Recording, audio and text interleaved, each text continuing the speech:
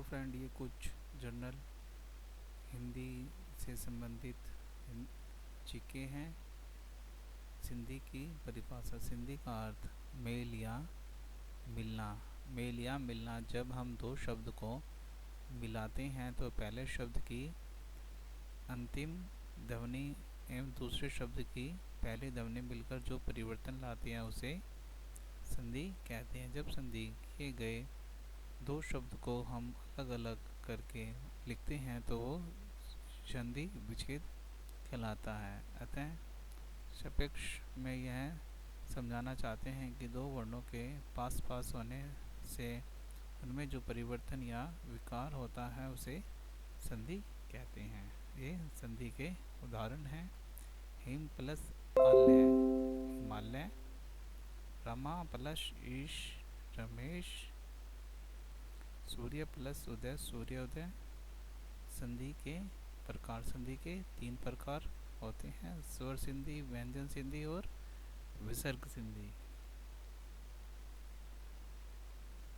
स्वर संधि जब स्वर आपस में जुड़ते हैं या दो स्वरों के मिलने से उनमें जो परिवर्तन आता है तो स्वर संधि कहलाती है। जैसे विद्या प्लस विद्यालय, जैसे विद्या प्लस आलय, हिम प्लस आलय, हिम हिमालय। इस उदाहरण में आप देख सकते हैं जब दो स्वर को मिलाया गया तो मुख्य शब्द में के अंत में देखने को मिलता है।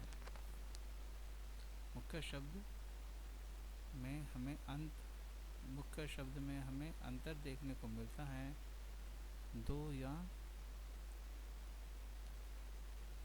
दो आ मिले एवं उनमें से एक आ का लोप हो गया। दो आ मिले, जैसे विद्या, दो आ मिले तो इसमें से एक आ का लोप हो गया। स्वर संधि के 5 प्रकार हैं: दीर्घ संधि, गुण संधि, वृद्धि संधि, यण संधि, अयादि संधि। दीर्घ संधि ए आ ई उ ऊ ऋषि वर्ण के बीच होने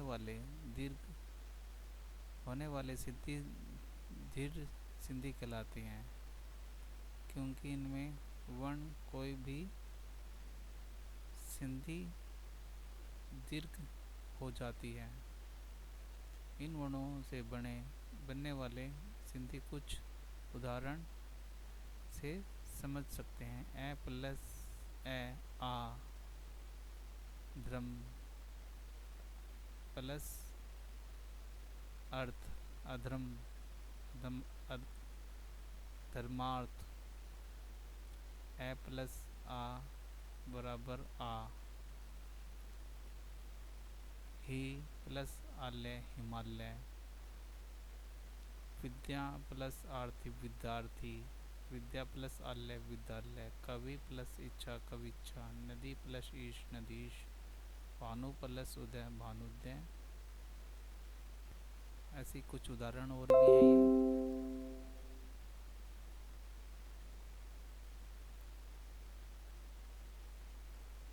गुण संधि जब ए आ वर्ण के आगे अगर ई वर्ण को जोड़ दिया जाए तो ए वर्ण बन जाता है।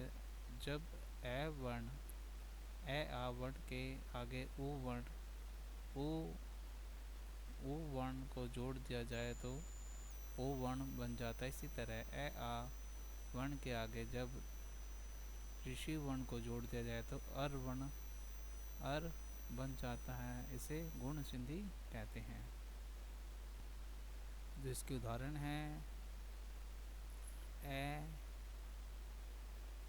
प्लस ई ए, नर इंद्र नरेंद्र, नर ईश नरेश, ए महा प्लस इंद्र महेंद्र, महा प्लस ईश महेश। ऐसी कुछ उदाहरण थे। ये वृद्धि संधि ए आ वर्ण का ए ओ से मेल होना पर ए ओ बनता है, इसे वृद्धि संधि कहते हैं। ए प्लस ए एक एक मैं प्लस एक कैम मतक कै सदा प्लस एव सदैव। ये कुछ उदाहरण है इसके। यण संधि जब ई ऊ ऋषि लय के आगे कोई स्वर आता है तो क्रमशः य व र ल में बदल जाते हैं। इसके कुछ उदाहरण है ये। ई प्लस ए य, अति प्लस अल्प अत्यल्प, व सु सु प्लस आगत स्वागत, वधु प्लस आगमन वधुमागमन। अयादी संधि जब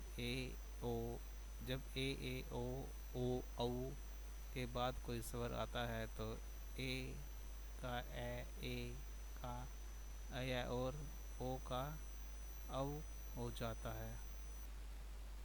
अन्य ने प्लस अन्य नैन, न्याय प्लस एक नायक, पो प्लस अन पवन।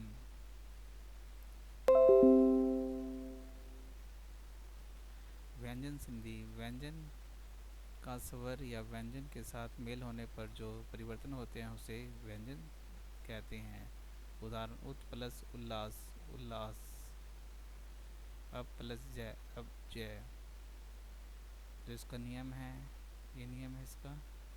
अगर कै च ट त प के बाद किसी वर्ग का तीसरा या चौथा वर्ण या य र ल व हो तो कोई स्वर हो तो उसी वर्ग का तीसरा वर्ण बन जाता है। अर्थात कै के स्थान पर ग, च के स्थान पर ज, ट के स्थान पर ड, त ई स्थान पर और प के स्थान पर ब बन जाता है। उदाहरण दि दिक प्लस गज दिग्गज, वाक प्लस ईश वागीश। ऐसे ही कुछ उदाहरण है इसके।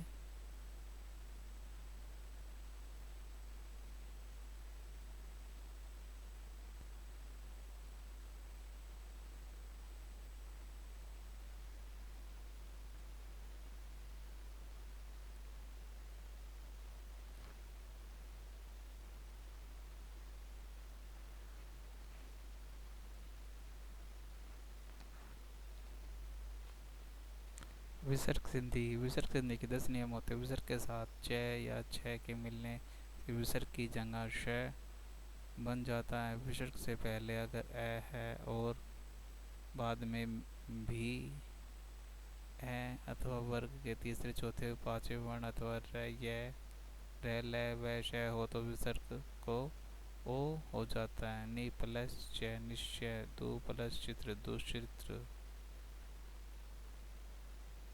ये कुछ उदाहरण है इसके।